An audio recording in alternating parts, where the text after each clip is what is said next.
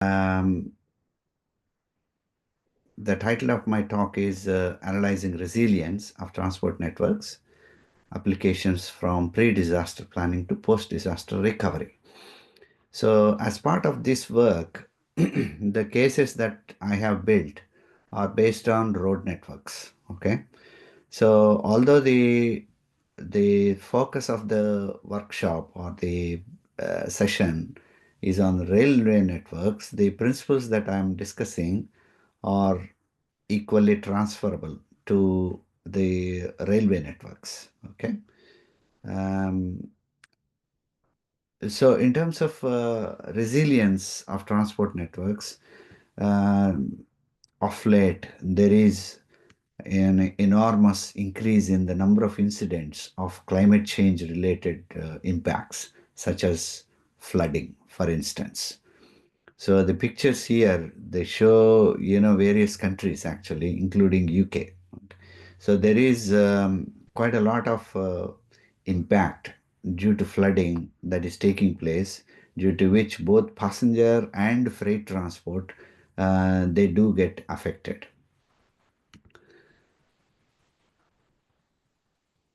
So when there is a kind of, an incident like this happens, like floods or earthquakes or forest fires or even volcanic kind of eruptions, some road links are more important to the functioning of the network than the others. In the sense, if you lose one particular road in a city, it causes more chaos than if you lose some other road. So that's the kind of point I'm trying to make here. So it is very important thus to identify those links which are very critical to the entire network operations. Similarly, you can think about even if you have a big railway network. So in the railway networks also, if you lose one particular rail link, it can cause serious difficulty for diversion of traffic. Okay. So vulnerability in sparse road regional networks was done earlier, but vulnerability in urban networks poses great challenges. So the key questions I'm looking at as part of this research is that how do we identify the critical links? Can we reduce the disruption by accounting for these critical links? Can we help the authorities and road users with some guidance? And then can we restore the degraded networks in shorter periods? So a few definitions I have included here. Probably the most important one is the last one. If the consequences of a link being affected are great, then the link is considered as critical. Okay. And then the other terms, resilience, vulnerability, robustness, serviceability are all included there. So I have developed a new network vulnerability measure. How do we actually measure the vulnerability of a road link? Is the first question.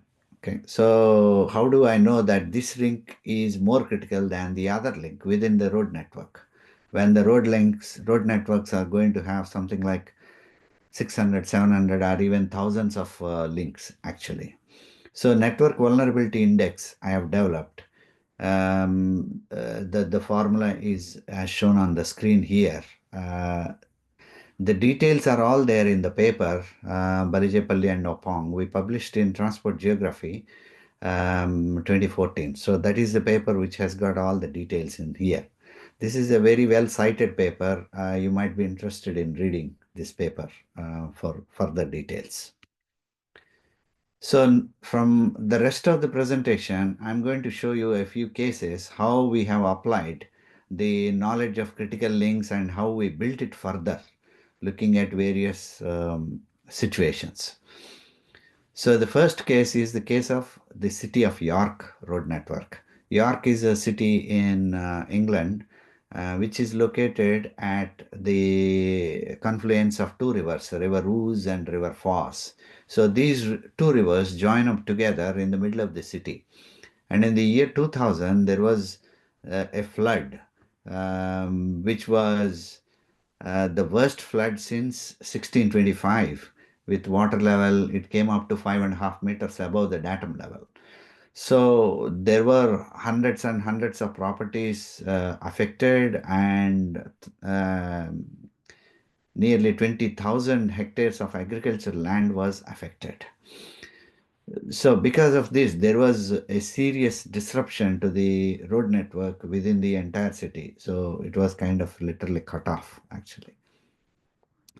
So this is the road network of York City, and the first step in analyzing the resilience is we need to build the model of the road network. Okay, so on the right side of the screen, we have identified the most commonly flooded roads within the city, R1, R2, etc., up to R10, which are shown on the map as well. So the next step is we need to build the model of that. So as part of that, what we need is the trip O matrix, origin destination matrix. We need that, and also the network to be coded. And then we solve for the user equilibrium flows. User equilibrium means all used routes between each OD pair will have the same cost. So from the map of the city, the right side of the screen is the coded network of the city road network.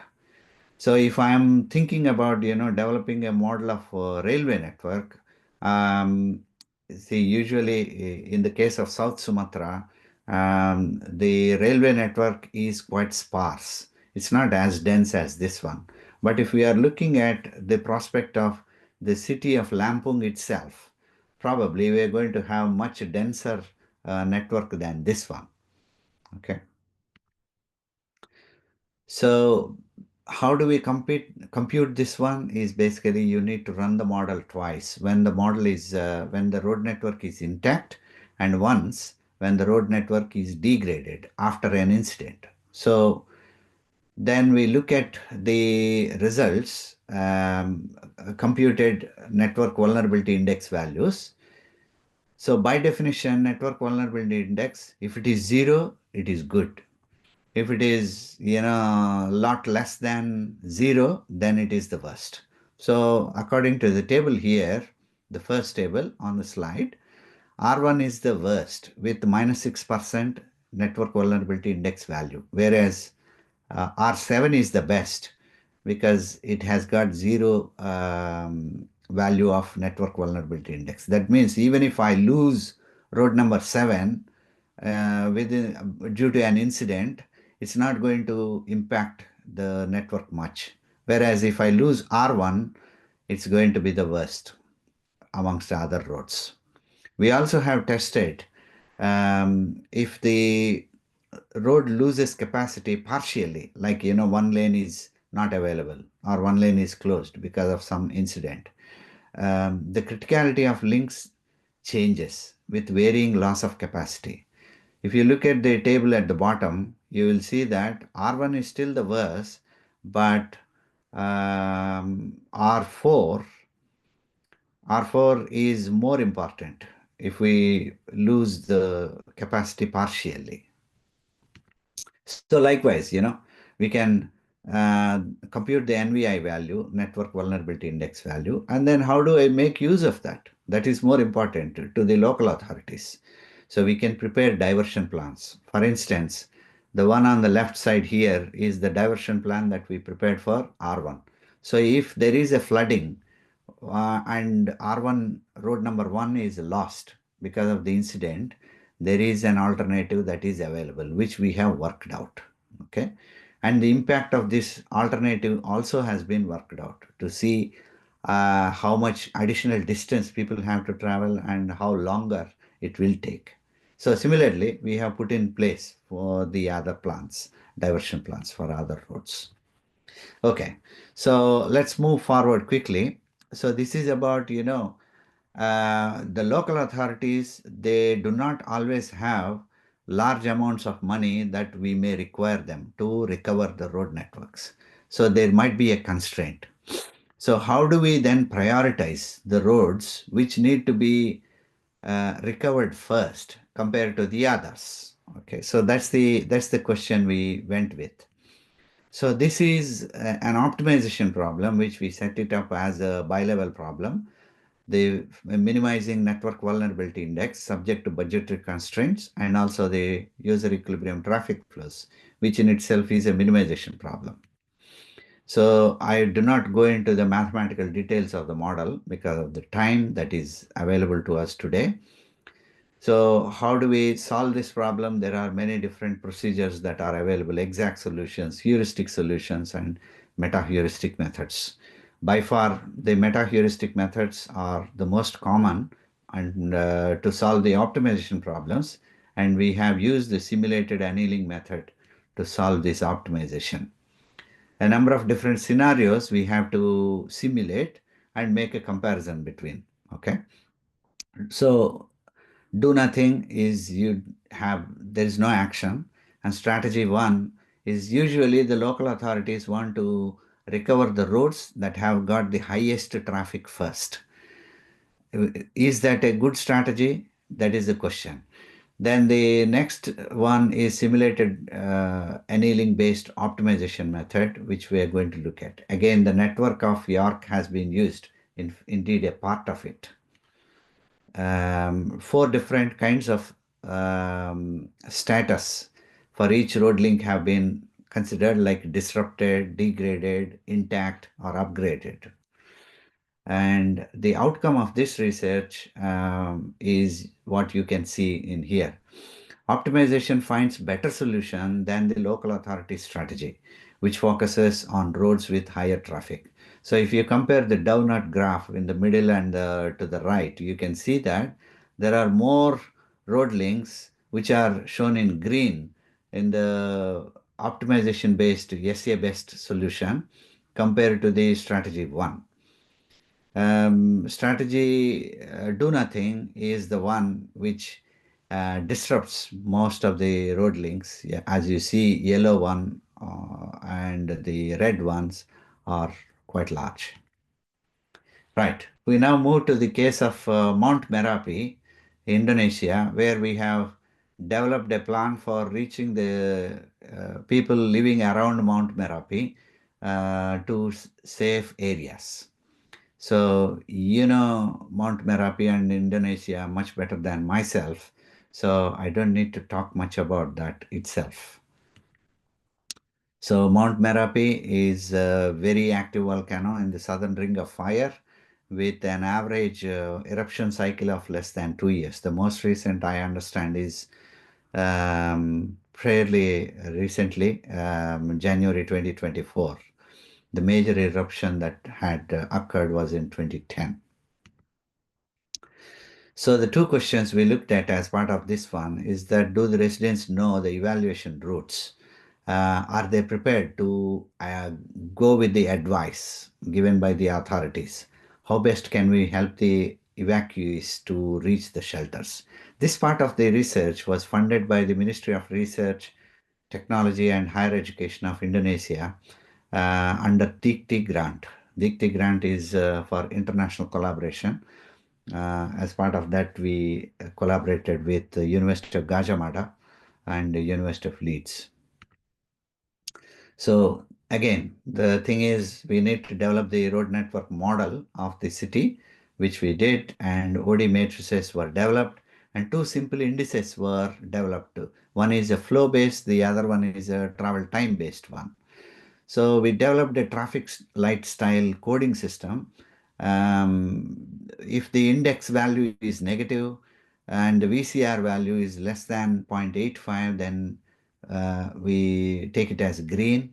Index value is more than 0.85, it will be yellow or red depending on the other index value. Okay. So from this, we have prioritized all the roads within those five sectors around Mount Merapi. And, the red ones need urgent attention, whereas the yellow ones and the green ones are lower priority ones. And then we have estimated how much it would cost to bring these roads to a level that they will be useful for evacuation purpose itself. Okay. all these details are there in one of the papers I'm going to show you at the end. Okay. So the question is, are the people aware of the things? What we found out there was 2 out of 3 persons are aware of the evacuation routes, and the remaining 1 out of 3% they do not have any knowledge of the evacuation routes. And how about following the advice? We found that 69% are willing to follow the suggested routes, whereas 31% they said they will find their own routes to reach the shelters. That means they don't want to follow the advice.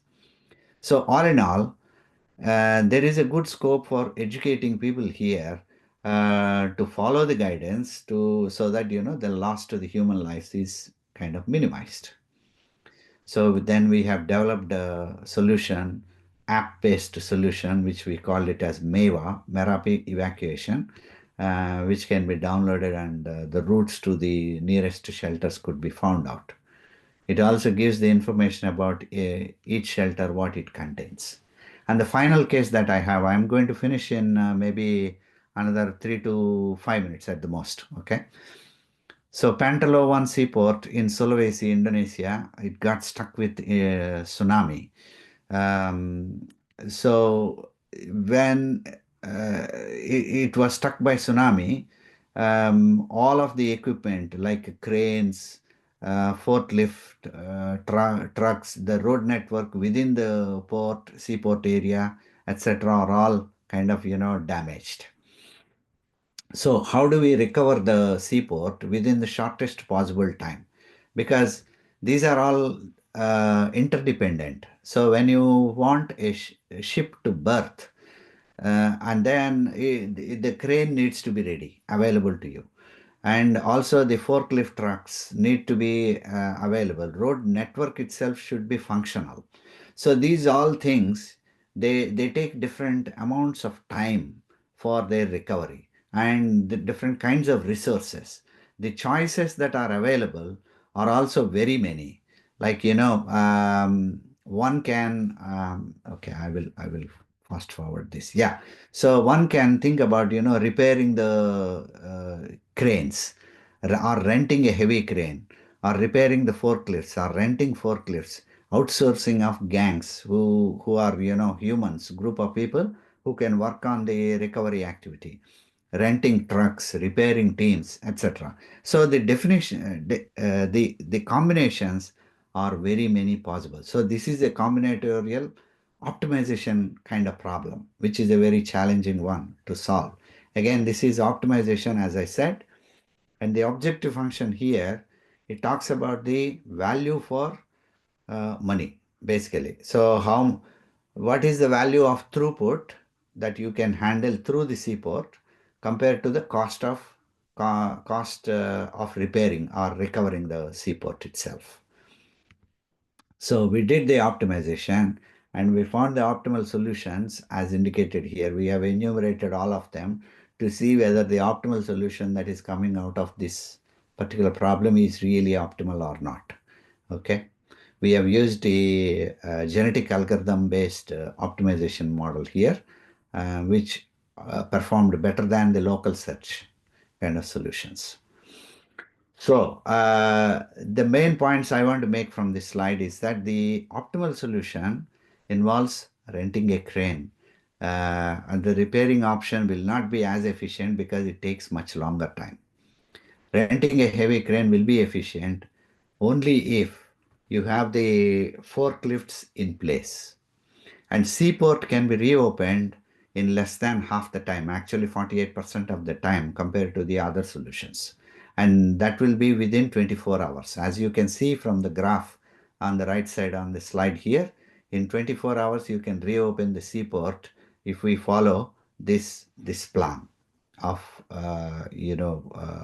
decisions basically. So a few conclusions from my talk in general. Network modeling is extremely useful tool. We can put that to use to develop solutions for identifying critical links and also for prioritizing the links for recovery. This research can be applied to various situations peacetime or evacuation or post-disaster recovery. Optimization models can help minimizing the vulnerability. App-based solutions are also available to deal with. So finally, I would say that these methods can be equally applied to the railway network, dense urban networks, um, or even sparse networks. They can be easily adopted to freight or passenger movement lines. Okay, so with that, I want to stop. And a few publications which I mentioned are indicated over here. They are all in the public domain.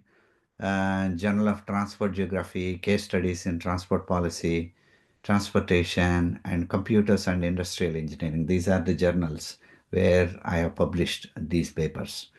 Okay, so if you cannot get hold of these papers, I'm happy to help, and anyone can contact me by email or through Anisa. Thank you. Okay, thank you, Dr. Chandra Balikipali, for very interesting research paper that presented for us this afternoon.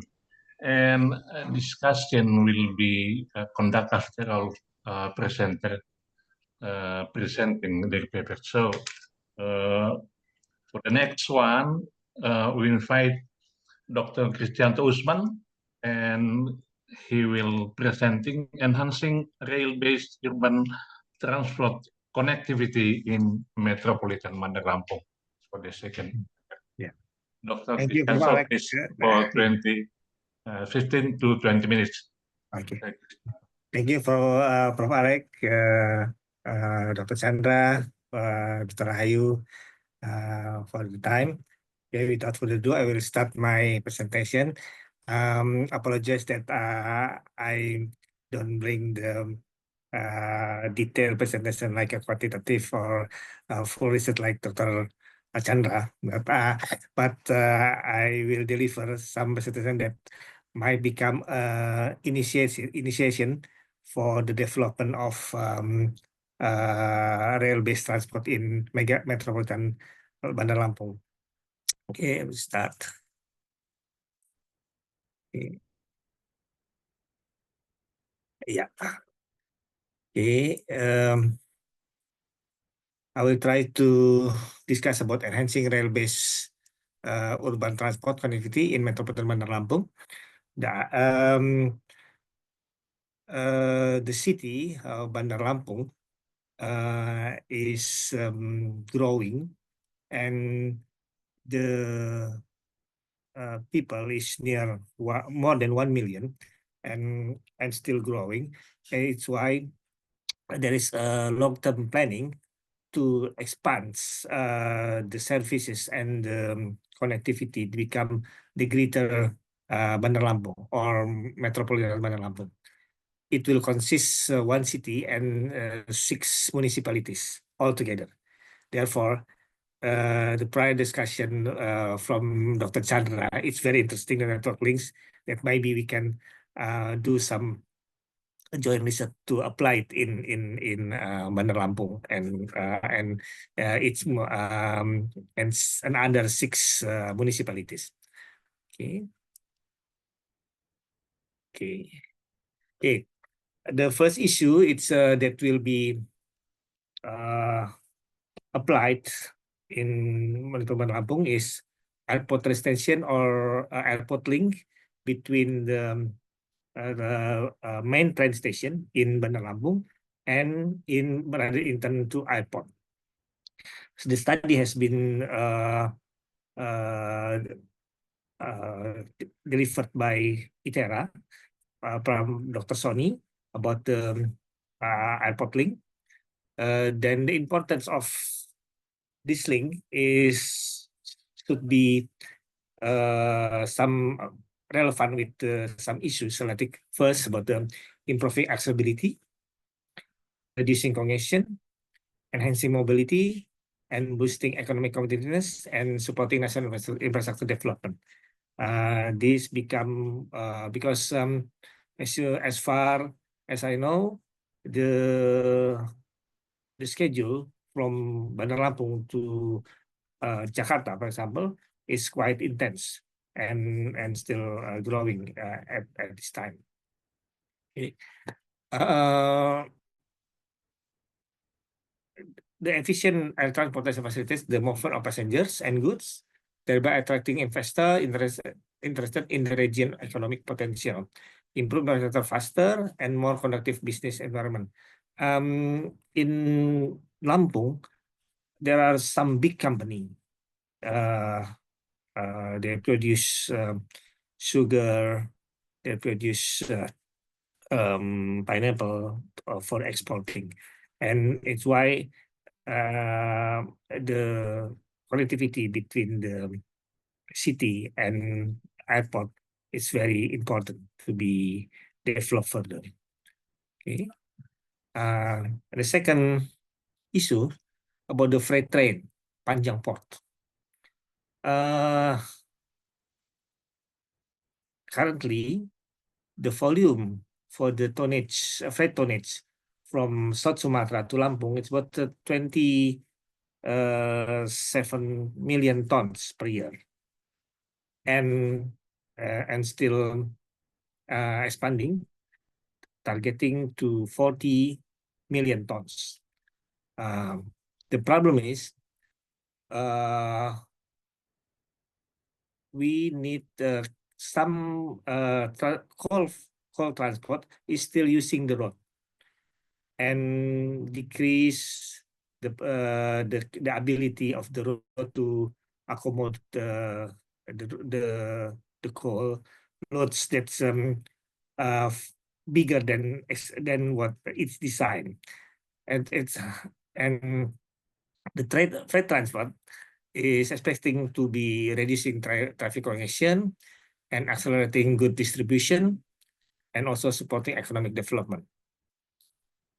Then we can reduce the issue about the road damage caused by overdimension and overload vehicles, mostly because they are transporting some coal through the road networks. Then it's the big problem for the Lampung and Sumatera Selatan. Okay. And we have also possibility to connect the freight train and the Panjang Port. Panjang Port, as we know, is the biggest port facility, the hub port, after the Priok port. And the integration of freight rail transport and Panjang Port can enhance both national and international logistic competitiveness by accelerating the distribution of goods through the synergy of rail and maritime transportation. Okay, and another issue is about the development of urban rail intermodal in Bandar Lampung City by the development of long cut project. The long cut project is the idea is to remove the freight transport within Bandar Lampung to outer Bandar Lampung, move to another network. When it happens, the network within Bandar Lampung can be used for the urban rail transport. Okay. Another idea is about urban rail transport in Metropolitan Bandar Lampung with the TOD, transport oriented development. This can be used to boost economic growth within the Bandar Lampung city and also another 6 municipalities. Okay.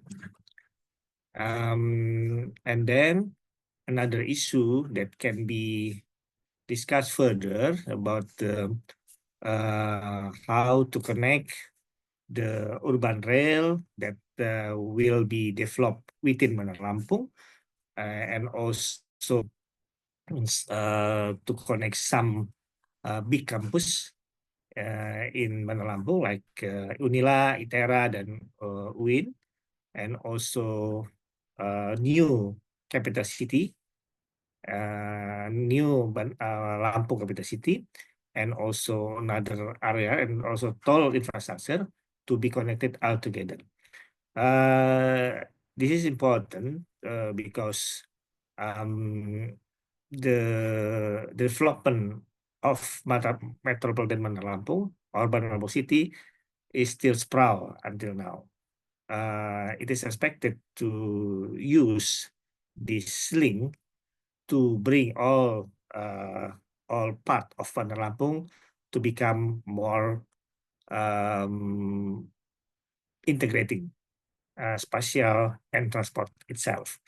With Prof. Alex and Bu Citra, we are doing some research to do some elaboration or integrating some part of Bandar Lampung to become more connect and more resilient, as discussed in this topic of discussion. Okay. By integrating urban services into the network, the mobility of students, workers, and the general public can be improved, leading to reduced traffic congestion and supporting growing economic growth and sustainable development in the region. This concept also strengthens accessibility to strategic areas and enhance the quality of public transportation. Okay, thank you. Okay. Okay, thank you, Mr. Christian Thank you. Usman. And the next speaker will be Dr. Melawati from Civil Engineering Department, the University of Sriwijaya Palembang. And the title of Innovation and Digitalization Keys to Reviving the LRT in Palembang City. Ibu Melawati, please, for 15 to 20 minutes. Okay, thank you, Mr. Alexander. Good afternoon, ladies and gentlemen. Assalamualaikum warahmatullahi wabarakatuh. The Honorable Mr. Hermanto, Mrs. Rahayu, our host, Professor Alexander, and our speakers, Dr. Bali Jepali, Mr. Christianto, PhD, and all the participants.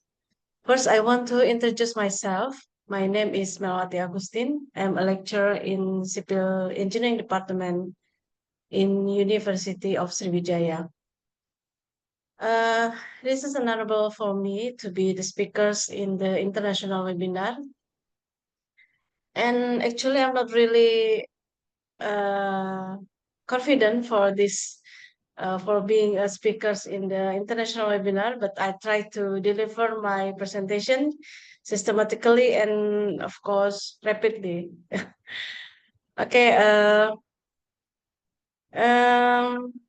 Actually, my material of presentation is a collection from several sources of research, which has been conducted by our team, our transportation team from Civil Engineering Department in Sriwijaya University. And the team is also have attended in this webinar. There is Professor Johnny Arliansa, Professor Adhika Bohori, Dr. Adhika Darsah, and Mrs. Raptialeni, PhD. Thank you for all of them for the material.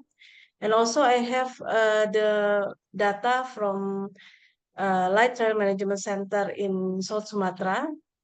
I also thank you for the chairman of the Light Rail Management Center, Mr. Rode, for the data. Allow me to share my slide.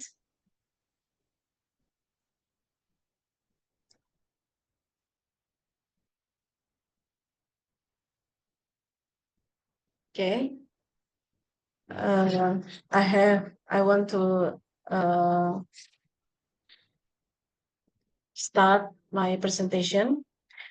As the host tell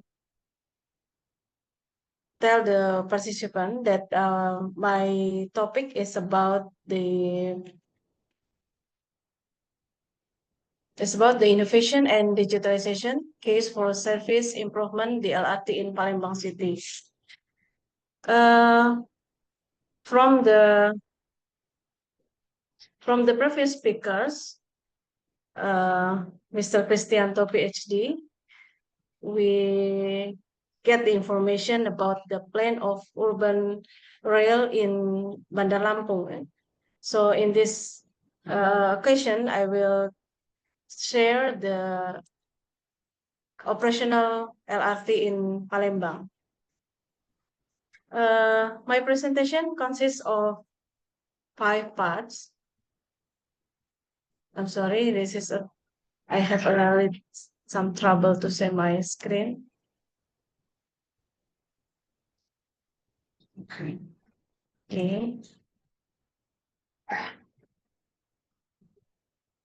Mr. Alexander, is it okay if I don't make a slideshow? Okay, please. It Okay. will be okay. Okay.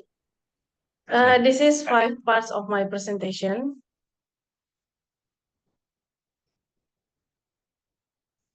The first is about overview of the Palembang city and the transportation infrastructure in Palembang. The second is about the role of innovation in the service improvement of LRT Palembang. The third is about the digitalization as a solution for efficiency and convenience. The fourth is about current challenges of LRT in Palembang, and the last is conclusion and discussion. Okay, we start with the overview. As we know that Palembang is capital city of South Sumatra's province, located in Sumatra Island, and the areas of Palembang city is 352.51 kilometers square, and Palembang has 18 districts. As we see in the picture, this is districts in Palembang city, which is divided with the Musi River into 2 parts, consists of Ilir part and Ulu part. And in Palembang also, it have the main roads from the city center to the north and south, what we call Jalan Jenderal Sudirman. It is the road which connected the city center to the suburbs. And also we have a ring roads. This is the located of the ring roads. The ring roads is function as bypass roads for heavy vehicle and intercity traffic. To serve the community's journey, there is an LRT infrastructure. We have some public transportation such as LRT, and the public transportation with the scheme of by the service. This is a bus, what we call teman bus, and this is angkot feeder for the LRT. This is the conventional angkot, and as we see that in the Palembang there is Musi River, so we also have river transportation. Although there is many infrastructure transportation in Palembang, but we have still face the transportation problems such traffic jams. As we see in the picture, this is a traffic jam in Palembang in a day or night. This is one of the factors which caused the traffic jam is a number of private vehicle in Palembang, especially motorcycle. One of the factors that caused the high number of private vehicle is because of the many area in Palembang has not been served by the public transportation. As we see in the picture, this is a road network in Palembang. This is a LRT corridor, along the north and south Palembang.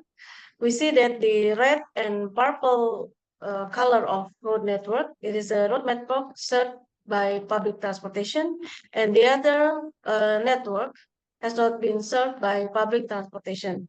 So this is one of the factors that cause user of private vehicle is still high in Palembang. LRT is the effort of the government to overcome the problem. And in the slide, we can see the characteristic operational of LRT. The operational hour of the LRT is from 5 a.m. to 8 p.m. and the headway time is 18 minutes, still high for the headway time for public transport. And the travel time is about 47 to 49 minutes. As we see, that is still a problem also for the public transport users. But we can see that the enthusiasm of masyarakat public in Palembang is still high for use the LRT. We can see from the data show that the number of passengers LRT increase every year. This is the number of passenger LRT, and the yellow one is the percentage of the increasing. It is also we can see the feeder for LRT. The passengers also have increasing every year. We have 7 corridor angkot feeder for LRT, and the increasing of passengers both in LRT and feeder LRT, it is because some effort. So effort from LRT Management Center and also we from academic and also the public together to increase the enthusiasm of public to use LRT. Some programs that the innovation to service improvement of LRT Palembang, like EduTrip or EduWisata. This is the activity has a tourism recreation concept combined with elements of education, learning, and interesting experience. And this is the number of participation in EduTrip from 2021 to 2025. The other innovation is the subscription rates for students, government employee or ISN, for elderly and for general users, and also disability. For disability, there is free for the payment of LRT. And the innovation also, we have a priority pin. Priority pin is a service provided for users as such as pregnant and lactating women, the elderly, and customers with special needs or vulnerable groups. And the service is available at all South Sumatra LRT station. And the other innovation is creating space and reading corner. As we see in the picture, this is a corner space and reading corner in the station. And unfortunately, we have on just one station with the Bumi Sriwijaya station with the creation space and reading corner. And then we have customer loyalty. It is a program intended for loyal user of South Sumatra LRT, where loyal user will be given special reward and promos. The program will held on the anniversary of LRT. And we have also LRT Academy. It is the role play activity where participants who are children 8 to 12 years can play the role of service officer in the South Sumatra LRT station in order to interesting the children, so they interesting to use the LRT as early as possible. Beside the innovation program, we also have digitalization for the solution for efficiency and convenience. Based on our survey in 2023, the users really enthusiastic is there is integration payment for LRT and other public transportation in Palembang. And also based on our survey in 2025, 24, I mean, the passengers really feel comfortable with the CCTV technology in the Angkot Feeder LRT.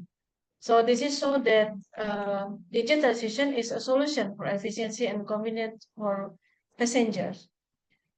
And as we know that there is also a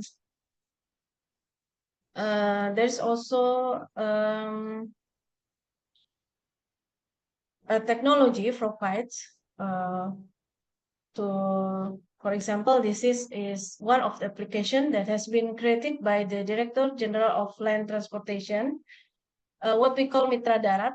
Mitra Darat is an application which has a feature is integrated bus tracking, and they also provide a real time helping to plan a more efficient trip. This application can be used to track the position of Teman Bus as a feeder of LRT. But unfortunately, we don't have a feeder for the application. This is, I think, very important for the user of feeder LRT, Angkot Feeder LRT. But the application is still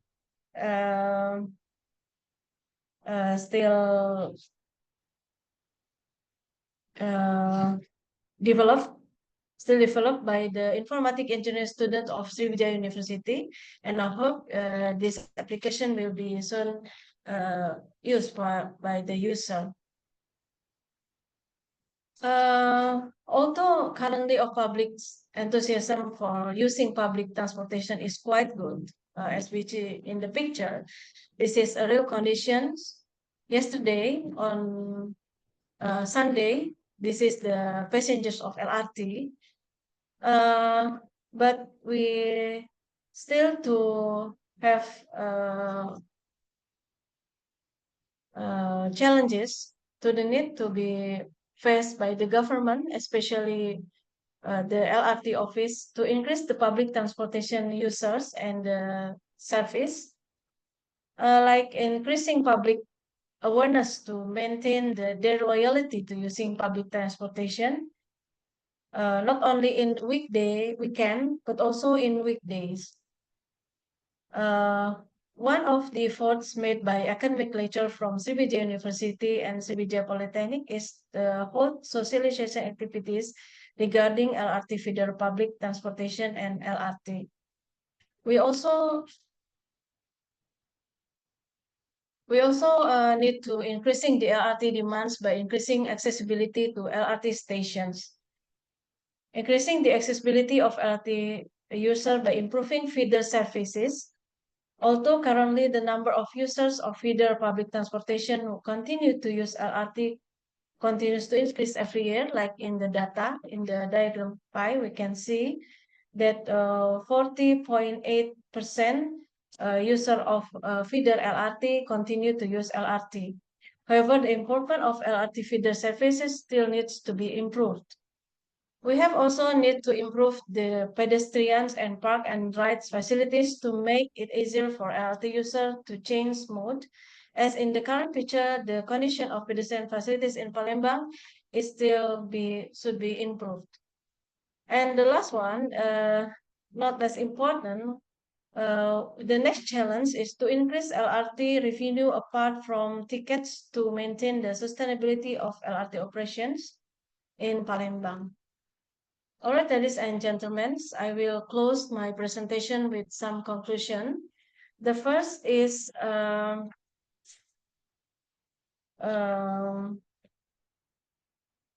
innovation and digitalization have been carried out by the LRT, and LRT feeders have been proven to improve LRT service and influence the increase in the number of passengers.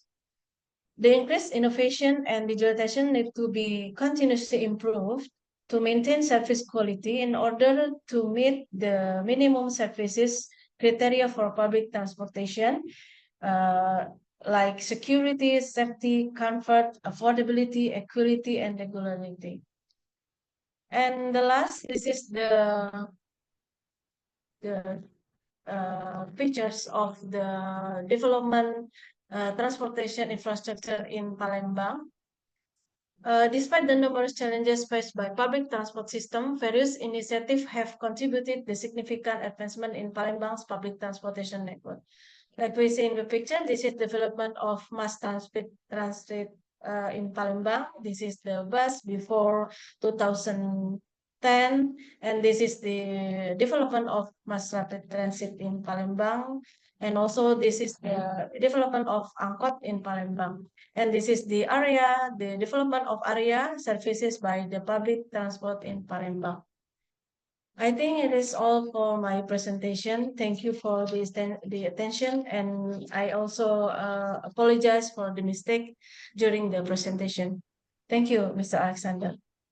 Okay, thank you very much, Dr. Melawati Agustin. That has been a presentation, a very interesting presentation about application of the IT for the LRT in Palembang. And the next session will be discussions, and all of audience we invite for us to the presenter about those topics. But first of all, for Dr. Chandra Balijapalli, Yeah. would you mind thank you, Alex. would you mind to talk us a little bit about the current status of H2S, high-speed railway in UK, Dr. Chandra? Okay. So, high-speed railway in UK, it started with a great enthusiasm some years ago, and then they wanted to build it from, the initial line of HS High Speed 1, I will call it as. High Speed 1 was from the entry to UK to London. Okay. So within London itself, they have constructed one completely new high-speed railway line, which brings the trains to Euston, basically. Okay. So that is in central area of London. From there onwards, they want to build a further line to the north, and the line up to Birmingham was originally planned, which is under construction. So every time I go to Birmingham, I think Cristiano would agree with me. So there is a construction zone that is going on, and at one location where the high-speed railway line crosses the motorway. So motorway, big motorway junction, that is. So that is where I keep passing through occasionally when I travel through. But from Birmingham onwards, they wanted to extend further to the north, to Leeds and also to Manchester. It's like a Y connection. Okay, up to Birmingham one line, and from there it splits in two directions. One direction, if you go to Leeds. Other direction, you can reach Manchester. But this particular extension got into rough weather because of financial commitment, huge financial commitment.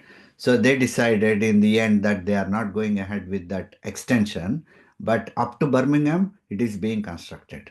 I don't know the exact year of opening that is planned and all that, but I would guess it's going to be in the next few years. It's going to come. Yeah.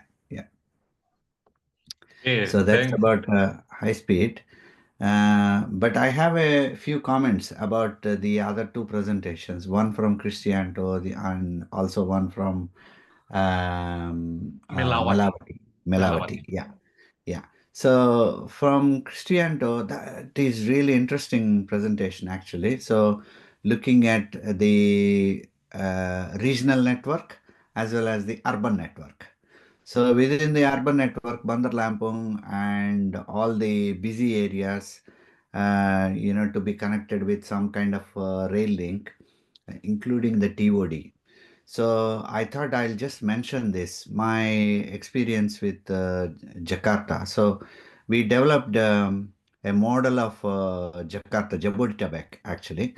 So that is for like, some 30 million persons and, to be reached to the city center and all that. So that is a land use transport interaction model we developed called MARS. Metropolitan Activity, Relocation, and Simulation.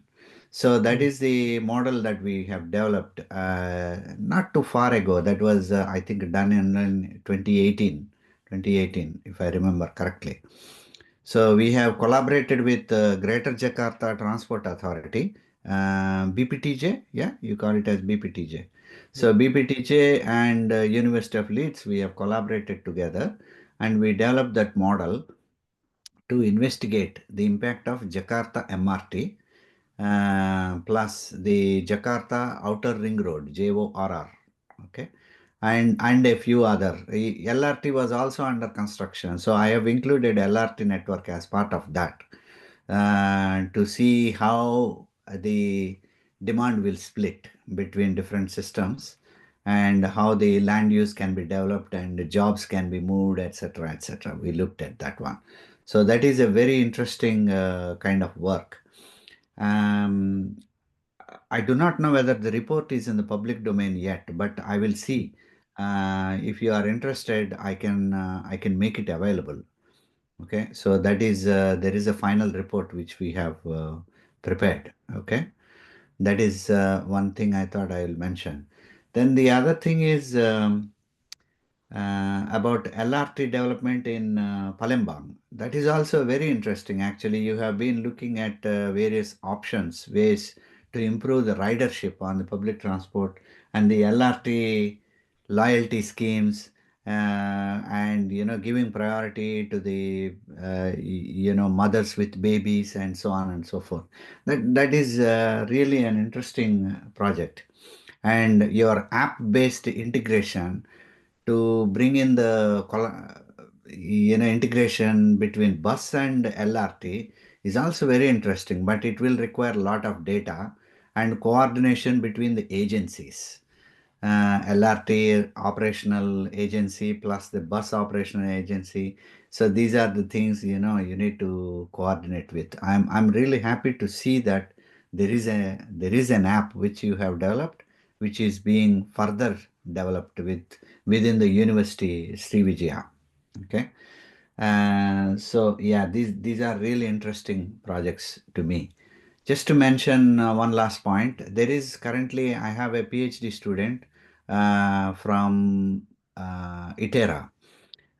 She is looking at the informal public transport in Bandar Lampung and how to make it um, more suitable for everyone to use it so that the ridership increases. And she has developed a space syntax model based on GIS kind of application, which is really an interesting one. I'm hoping she is going to finish fairly soon, sometime this year, definitely. And then I'm sure we will have interesting talks, discussions about the space syntax model in the near future to come. I'm also happy to talk about anything like, Jakarta MRT system, maybe in another presentation, if it is found interesting. Yeah, I stop. Okay, thank you, Dr. Chandra, for the comments. A lot of comments. The first one, please, Dr. Christian Usman, make something talk regarding the Dr. Chandra. Okay, thank you, Prof. Alex. Dr. Chandra, thank you for your input about the presentation. I'm pleased that your presentation have similarity with the real problem in Bandar Lampung and Greater Bandar Lampung. I'm thinking about the possibility of using or applied your framework or your model to be applied in this area. But I would like to know the best way to use or apply that model. Can we use it for just the city, Bandar Lampung city itself for the first trial, and then expand to another 6 municipalities, or we can do it all together?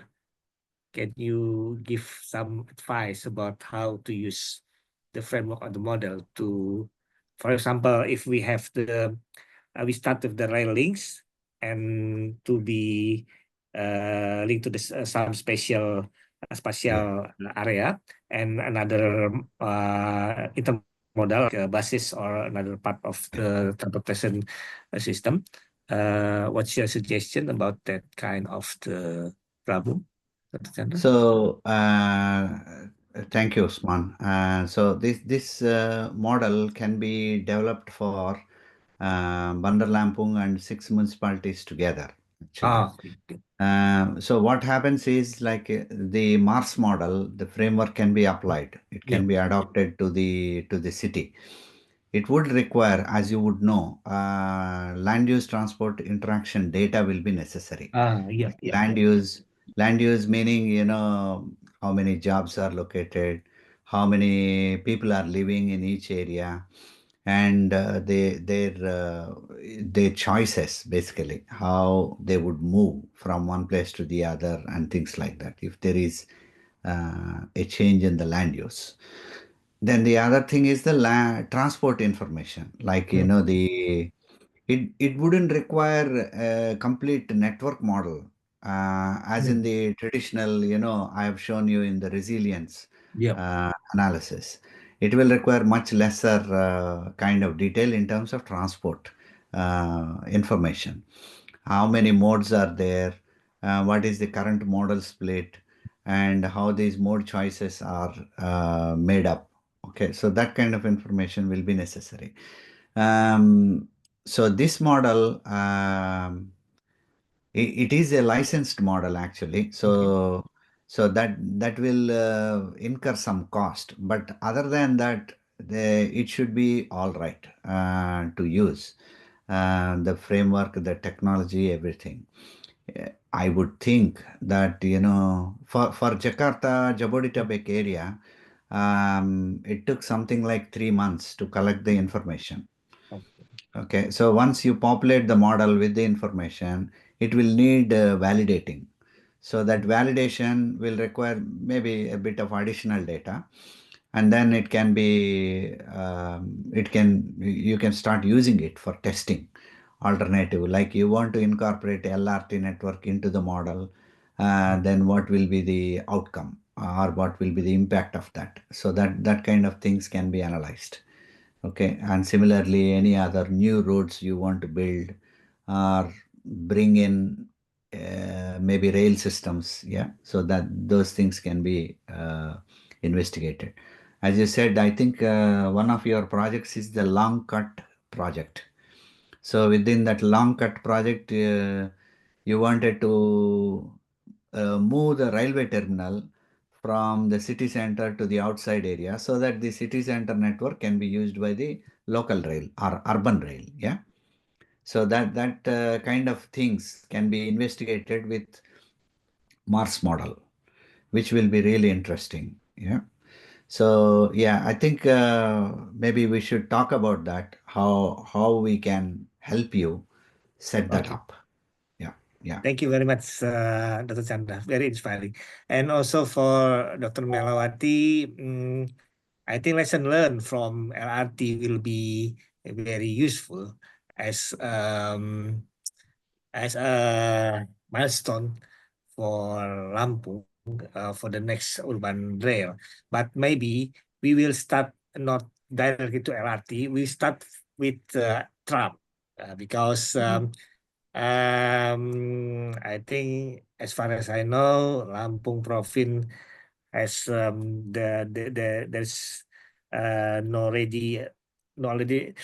no budgets at all for that kind of system directly. But if we start from tram, then that will be connect to the main railway system.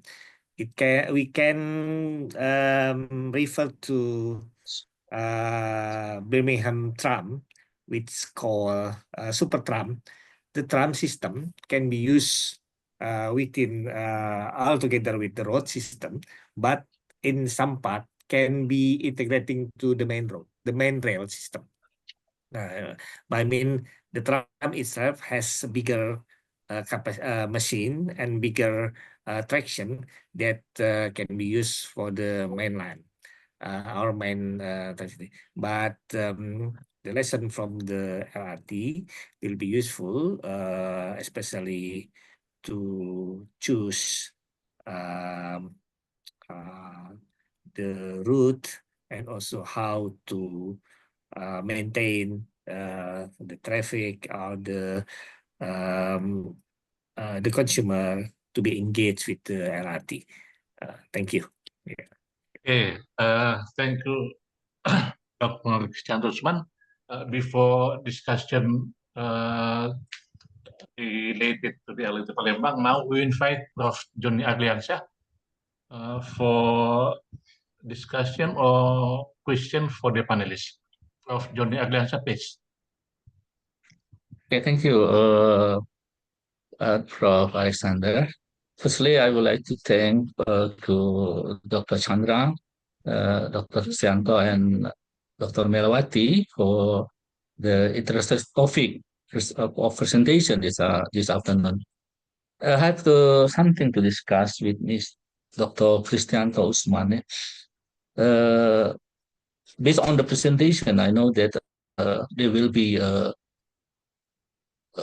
development of transportation or good transportation using the railway from Bandar Lampung to the port, and also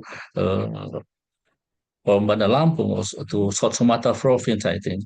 I agree that our effort like now we support the freight competition to the connect the province and also connect to the ports because if we use the road, it will be greatly disturb the traffic flow and also quickly damage existing road. It just happen all the time in our province. Besides that, for public transportation development in Bandar Lampung, my question is, what public transportation development program are planned in Bandar Lampung for the near future? Because based on our experience in Palembang, many constraints happen for the development of LRT, like or the rail-based transportation mode. For example, constraint for problem of development and operational fund, and also for the city, we need accessibility that need to be evenly distributed throughout the city. And also sometimes will be have a long construction in a small city will be disturb the flow existing in the city. Several type of mass transportation can be considered, and also can be combination is a very good idea to develop the public transportation in a small city like Palembang, not small, medium city like Palembang and Bandar Lampung. Yeah, my question is, what transportation will be developed in Bandar Lampung in the near future? Thank you.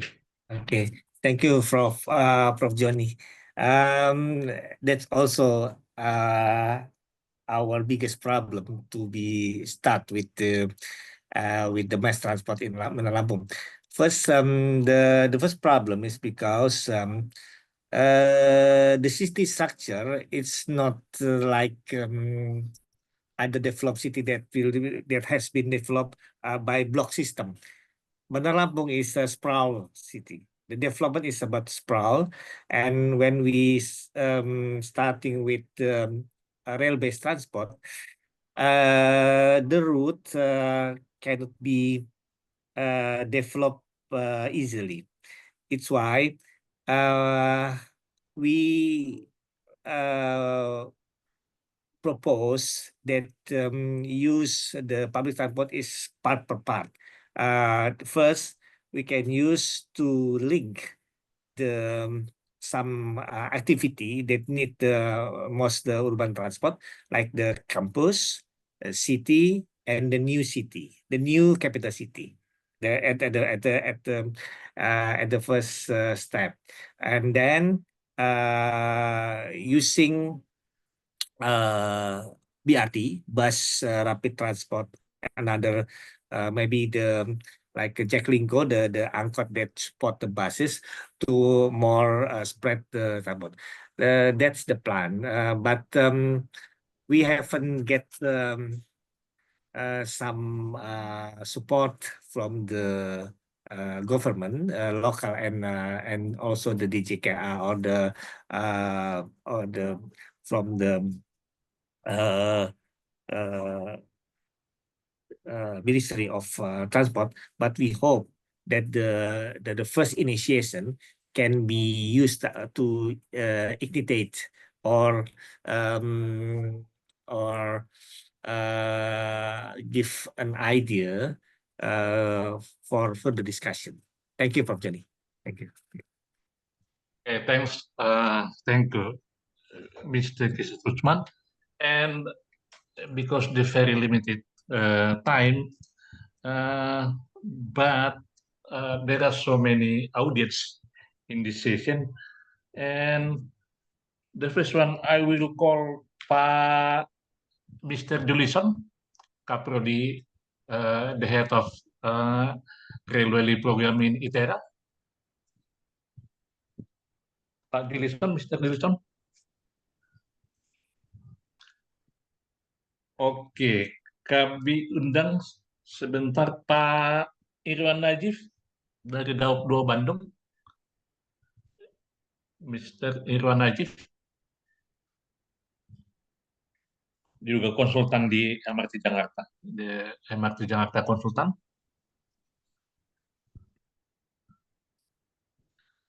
Oke, the next one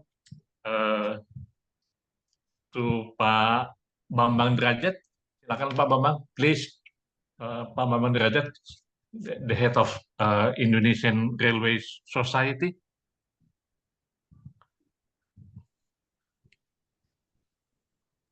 Pak Hermanto, maksudnya Pak Prof. Alex. Oke, the next one Pak Hermanto.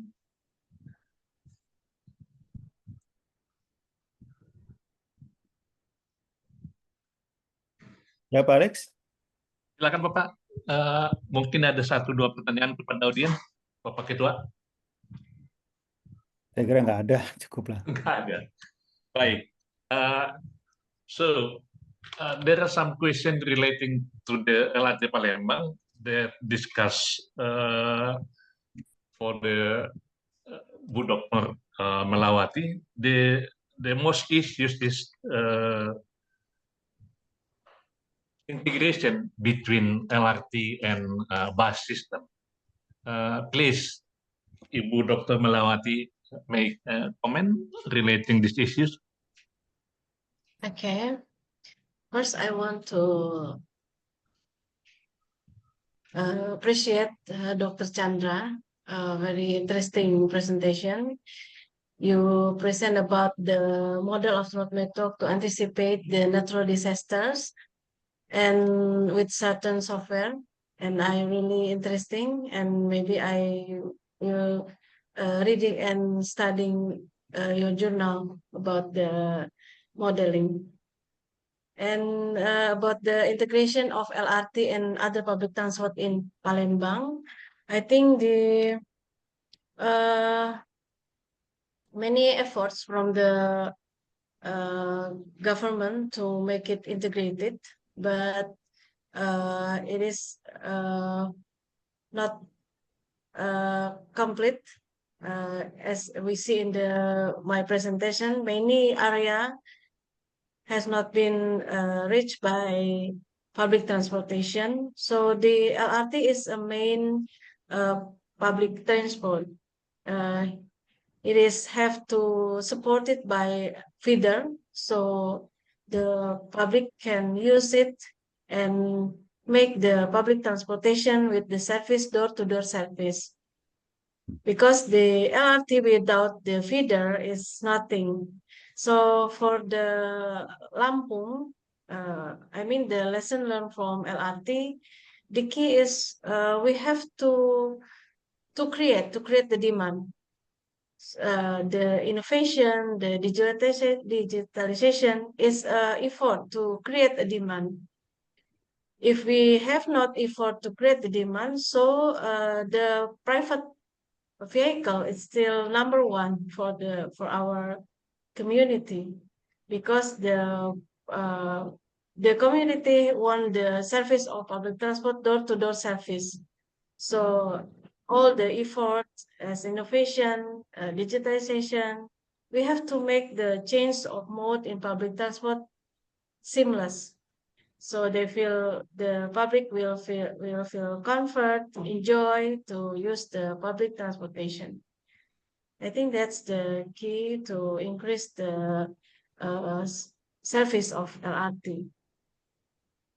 Thank you, Dr. Melawati. The next question will be from Andri Yulianto from Institut Telugu Sumatera.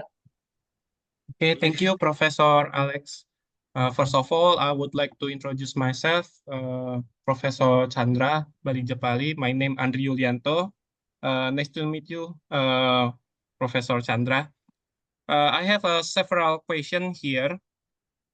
According to your PPT, first is, what is the method would you recommend for developing resilience and sustainable solution for multimodal transport in supply chains? Yeah.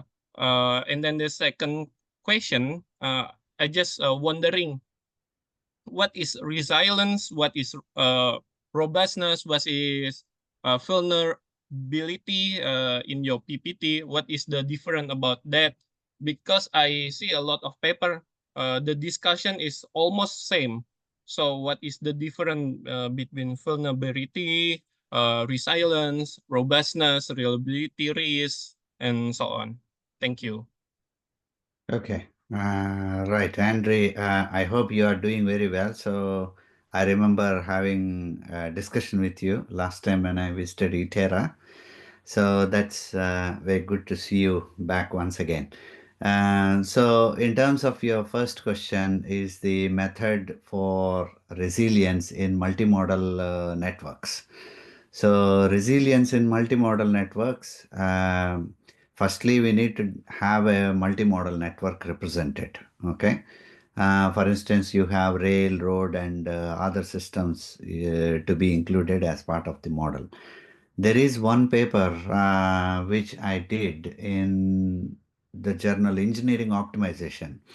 So in which we looked at the multimodal networks within I think that was Sulawesi actually. Okay, so as part of that, we looked at the railway network, road network, and also sea links, and we were looking at the problem of road maintenance optimization. Okay, so that was the thing we were looking at. So once you do the model of multimodal network, then we can start applying a similar kind of method as I have described in my presentation today. Like we need to identify the critical links. Critical links we need to define on the term, basically what is a critical link and what is resilience and vulnerability and robustness. So resilience itself is the term, which means the ability to recover to a normal situation after an incident. And vulnerability is largely the opposite of that. So the susceptibility to withstand shocks. Okay. And so that is the term, the vulnerability, and the robustness is its kind of strength, basically, to take on and continue with its functioning. Okay, so there is a set of definitions included in my presentation today. Also in the paper, Journal of Transport Geography, 2014 paper, which I've included as part of the references, that has got these definitions very clearly stated. But as you are right, the definitions could be varying, and they may look very similar, but they indicate different things though. So the definitions within the paper are the ones I am going with. Okay. So it's an interesting problem actually to look at the multimodal networks and their resilience. Yeah. Okay, thank you, Professor. I got it. Okay, Cheers. good. Dr. Rahayu, do you have some question or comments? Yeah, thank you, Prof. Alex. Yeah, it is interesting topic, Mr. Chandra, Mr. Kristianto, and Miss Nilawati Agustin. And we appreciate for the audience still stay in this event. So this is, yeah, of course, first event from South Sumatra Railway Society, which is supported by the Chief of Indonesia Railway Society. Thank you very much, Mr. Hermanto, for fully supported for us, especially for speaker, Mr. Chandra, with Kristianto and Ms. Nilawati Agustin, who share that the experience of public transport in Palembang. And the interesting section is that the problem of public transport not only solved by decision suddenly by decision maker, but with deep analysis using modeling transportation, such as presented by Dr. Chandra. We hope, of course, public transport in Bandar Lampung can implement it not only road-based but rail-based. Actually, we have existing railway network, but now it's using by freight transportation, such as Mr. Hermanto speech. And about freight transportation, it is dominate, and we can use the same section to share for the passenger transportation using rail-based. We have only three: Bandar Lampung Palembang, Bandar Lampung Waikanan, Bandar Lampung Batu Raja twice a day, and Bandar Lampung Palembang only one a day. So we have a lot of and we have a lot of study about future railway network plan, such as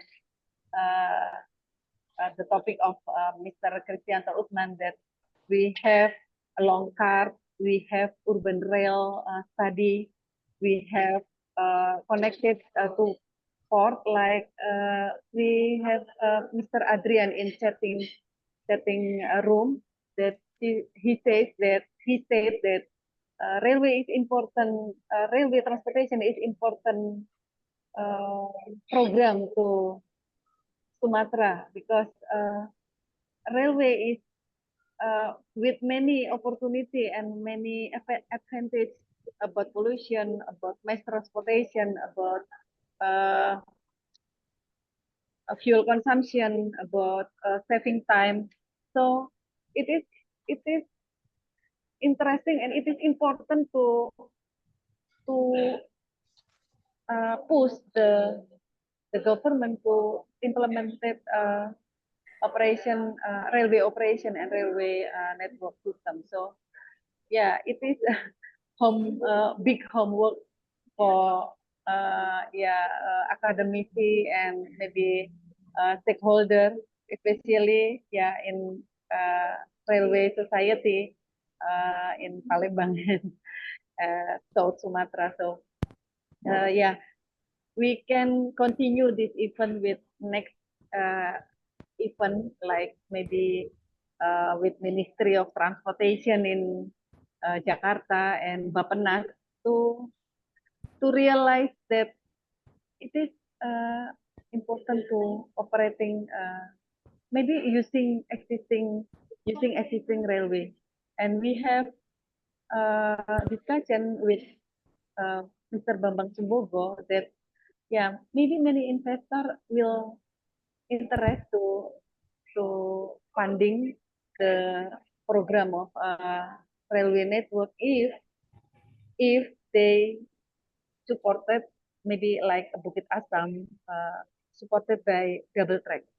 So Bukit Asam can join to support the funding infrastructure in railway network if the double track implemented in Bandar Lampung to Palembang.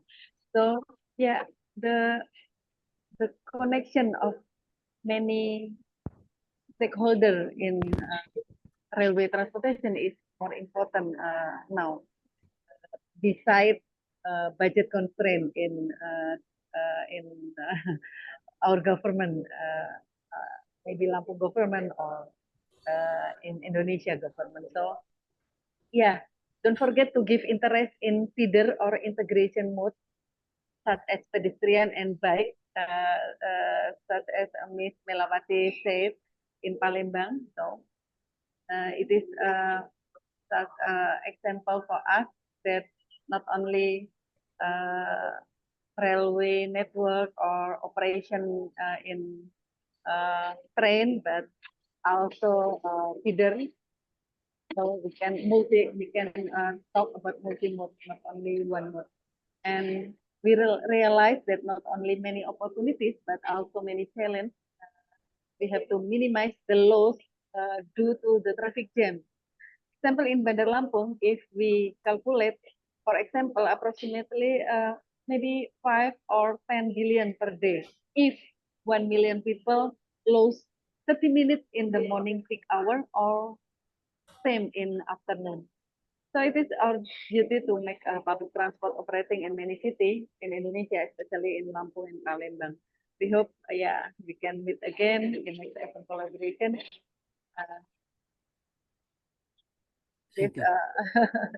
Many homework. Okay, thank you, Dr. Rahayu. Is there any questions? Mr. Adrian? Yeah, Mr. Adrian. Hello? Okay, please. Thank you, sir. Hello? Yes, please. Yeah, as I mentioned in our chat, I do hope that LRT Palembang will be integrated with all of the station, especially Kertapati, and also the resident of Palembang. And then secondly, that we are the people that do hope that Panjang Harbor will be functions as the passenger not only for the cargo but also for passenger. Jadi so the train to Panjang not only the cargo but also for passenger. That's all. Okay, thank you, Mr. Adrian. Just comments about the topics.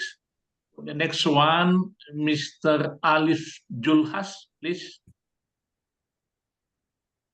Okay, thank you, Mr. Alexander. So I have only one question. I am Palembang, even though I don't live in Palembang, but I understand a little bit about like rail transit, not too much detail.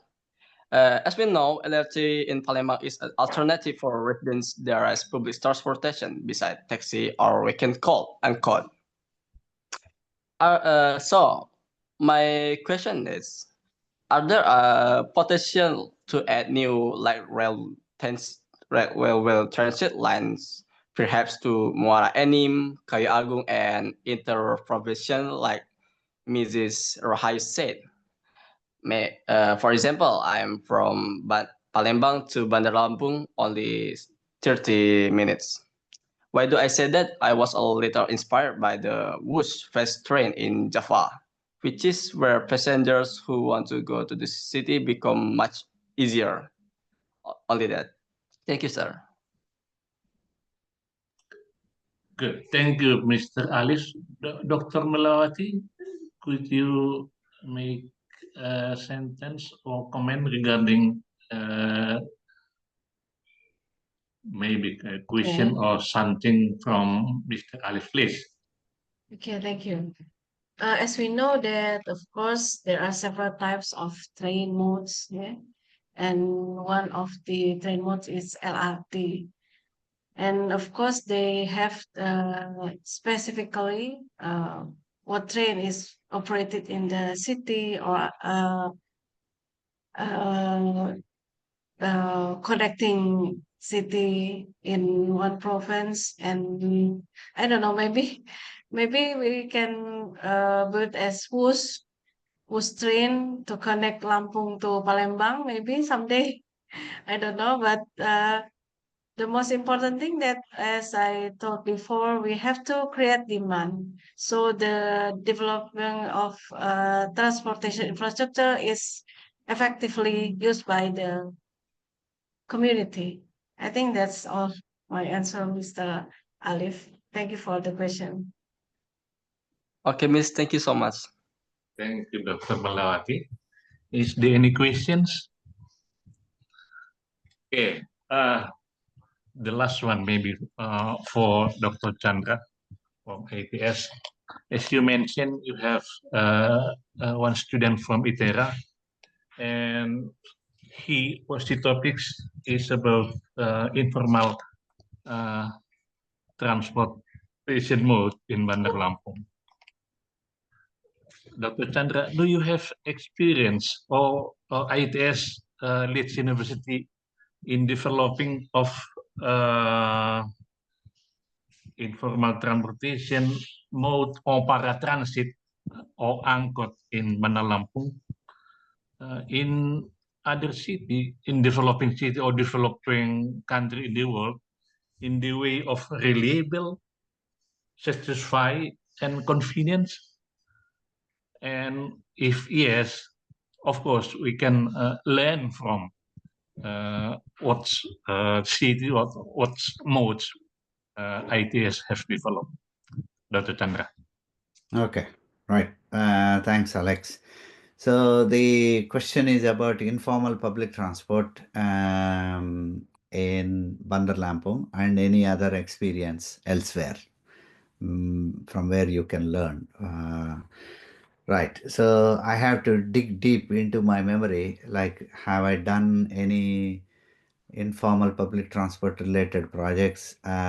So generally, informal public transport is more like, they may operate on certain routes and the charge may be governed by the local government usually, but they do not have any stops.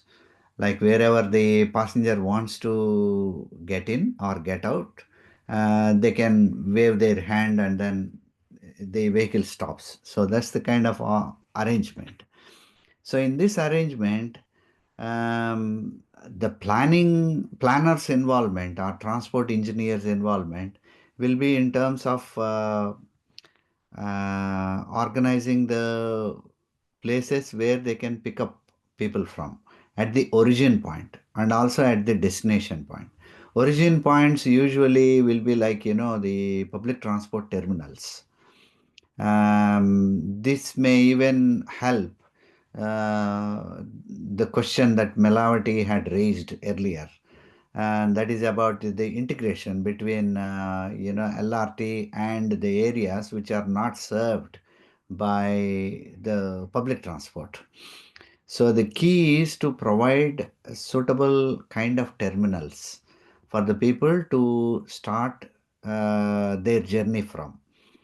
For instance, in Mumbai, I used to go by train every day, which is connected by bus, also by informal public transport or informal transport systems, which operate only on certain routes. So I need to walk to that route to get into one of those informal vehicles and then get dropped off at the train station. So at the train station, the outside area of the train station is very well designed for these informal public transport vehicles to come and queue up from where they pick up the passengers and drop them off along the route wherever they want. Okay, and the fixed charge, basically fixed charge. Wherever you get get a drop off, there is no difference in the fare. So the terminals, the outside area of the terminals can be designed that way. For example, even in Palembang, the route operates along some north-south kind of corridor, I would say. So the areas on the east side are probably not served. So from where, if you are able to organize a route in coordination with the Angkot people, okay? So there must be, I'm sure there must be some kind of union the Angkot, works with. So talk to them and discuss about the routing requirement and also discuss about the timing. Like, do you have some peak hours? Like morning 7 o'clock to 8 o'clock or morning 6 o'clock to 7 o'clock. Some peak hours are there, which you know. So discuss with them and try and organize the required number of pickups from that area to drop them off at the train station. So fixed fare. Okay, so there is no bargain or anything. So fixed fare, people get dropped off at the train station. And you also need to coordinate with the train authorities to provide for reasonable pickup area for these informal Angkots and to go with, to queue up basically and pick up passengers along the routes. Okay. So some simple arrangement, operational arrangement is what is needed. So that is the kind of suggestion I would like to try myself, actually. Excuse me, Mr. Alex, can I continue the question, your question to Mr. Chandra? Okay, please. So in my concept, Mr. Chandra, to implemented your both informal transportation. So how about we separate road? Main road is for bus or maybe tram or maybe rail network, the main road. And after that, the branch road is for Angkot. So as a feeder, something like Angkot or maybe in Jakarta Jaklingko. And after that, to the point of alighting passenger or boarding passenger in halte Angkot, so they continue to their home or their destination. Last destination is using informal transportation, some like motorcycle in ojek or maybe online transportation with motorcycle in my suggestion. Yeah. Okay. Yeah. So that's the kind of thing which one can plan for, like this online transportation, such as Ojek or Grab or whoever is operating. So we need to have a discussion with them to organize kind of reasonable pickup location and the time of the day. See, as long as the demand is there, they do not mind. So they will want, what they need is business basically. Okay. So they are able to operate those lines and you help them in organizing a bit. and the other end, like the train station, you will need to again coordinate with the local authority plus the railway authorities to organize the area for pickup and drop off by these OJECs or grabs and that kind of thing. Yeah, so that is what I think could be tried. Okay. Thank you, Dr. Chandra, for the point of view of the issues of ITERA staff. It's very interesting to see the final result next year. Okay, because the very limited time, and now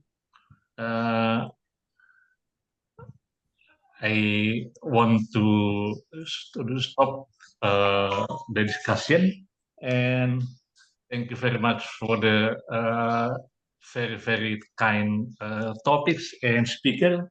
And we give a big applause for Dr. Chandra Balijapali, Dr. Kristianto Usman, and Dr. Melawati Agustin. And the time for this session, we give back to the Master of Ceremony, Miss Anissa. Hello, Miss Anissa. Yes. Please continue the All right. Thank you so much. final session of our webinar. Thank you so much, Professor Alex, for moderating our discussion today. Well, it was indeed a very interesting discussion to have regarding public transportation, specifically in the possibility of rail-based transport to be implemented, specifically in the city of Bandar Lampung and Palembang, and possibly also become the forefront of public transportation networks. So thank you for your time, Professor Alex. I would also like to convey my highest gratitude to our honorable speakers, Dr. Chandra Balijapali, Kristianto Usman, and Dr. Melawati Agustin. Such an honor for us to have discussion with you all today. And I think before we come to the end of our event today officially, I would like to invite Dr. Rahayu to possibly give a short closing statement regarding our event today. So, Dr. Rahayu, please take your time. Thank you, Miss Anissa. Thank you very much for all the audience to attending this event. I appreciate for your time, valuable time to enjoy and join this event. We hope that we can continue with other events, maybe hybrid or maybe like this daring, because this is we have many problems in our city. If we realize that how much money we spend to transportation every day.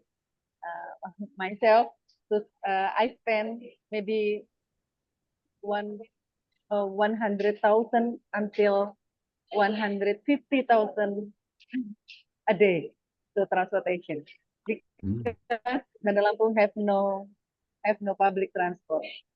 So it is lucky to Palembang have LRT where connected with Jakabaring, and maybe the next network, I don't know, to plan feeder or something like that. But we have to make many discussion about this, make a recommendation to government, and make everybody realize that public transport is important for us. So thank you very much for the speaker, Dr. Chandra. Thank you very much for your time. I know it is your busy time. After that, we realize you have to move and hurry in this day. Thank you very much, Mr. Chandra. And I support Dr. Melawati Agustin from Universitas Sriwijaya. Thank you very much. And Mr. Kristianto Usman. Thank you very much too. And Prof. Alex, we know that Prof. Alex suddenly come to airport and move to become a moderator in this event. Thank you very much, especially for the young lecturer like Miss Anissa and Miss Andrianto and team for ITERA. Thank you very much. We are the team of Railway Society in South Sumatra with Unila, ITERA, and Sriwijaya University. So we hope this collaboration can continue.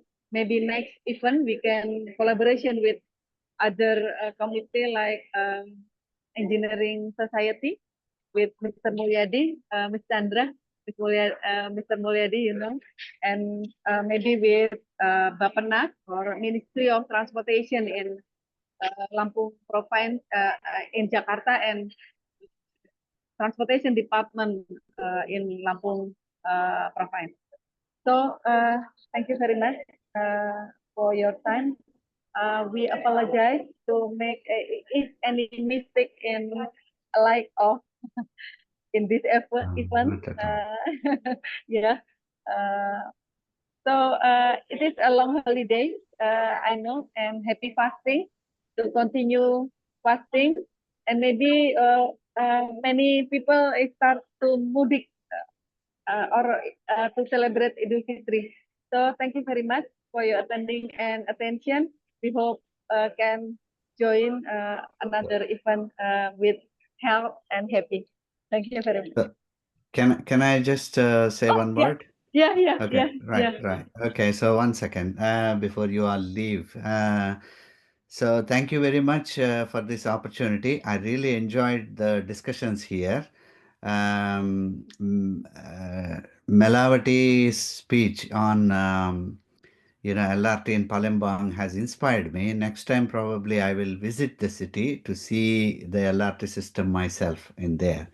The Jakarta MRT project which I did, and there is a report which I can share a link with. So should I send it over to Anissa for distribution to all the people within this group? Yes. Yeah, you can. So yeah, Cristiano, Osman, and others might find it interesting. Probably the others also would be interested in reading that report. Yeah. Okay. Right. So thanks very much, and see you sometime. Okay. Happy festivities. Okay. See you in Bandar Lampung era and Unila, Dr. Okay. So much Sure. the participants that have joined in our event today on behalf of all the organizing committee. Thank you so much for tuning in, and I think happy breakfasting for those of you who are celebrating Ramadan. And I think I'll see you in our next event. I hope to for the next event to be an offline session. So probably I'll meet Dr. Chandra in person directly, sir. All right. Yeah, why not? All right. Thank you so much, everyone. See you and bye. Thank you very much. Bye-bye. See you, Bye. Dr. Chandra. See you. See you, See you. Dr. Thank you. See you. Thank you. Thank you very much. Dr. Chandra. Thank you very much. Who are you? Yeah. Selamat Yeah. ya. Thank you.